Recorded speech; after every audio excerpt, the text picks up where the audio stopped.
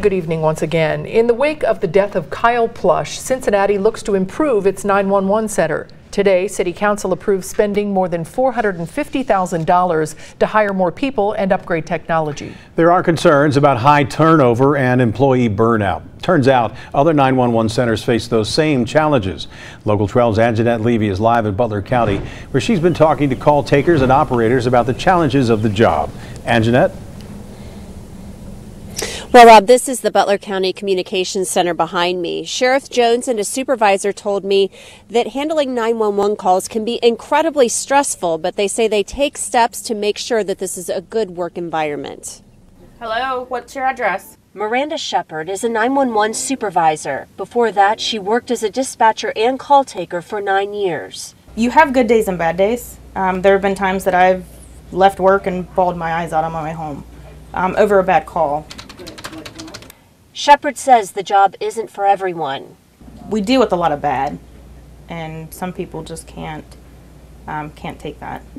And there are times when retaining dispatchers and call takers is difficult. The very toughest, hardest position for me to fill at the sheriff's office, 550 employees, is you're looking at it out here. Sheriff Richard K. Jones says they're constantly training new employees. As you can see today, we have a couple out here in training. We have a pipeline of part-time dispatchers. Some of them work at other agencies, and they work here part-time. To boost morale, Sheriff Jones says they try to do some fun things like potluck lunches and dinners for the staff. I've tried to look at extra benefits to get them to stay. I've looked at child care. It's whatever it takes to get people to stay here. Listen to me. If he beat you up, I don't want you to follow him into the woods. Shepard says they debrief after stressful calls to help employees decompress. And some employees don't make it through the training, which typically takes 6 months. In Cincinnati, it's 14 months.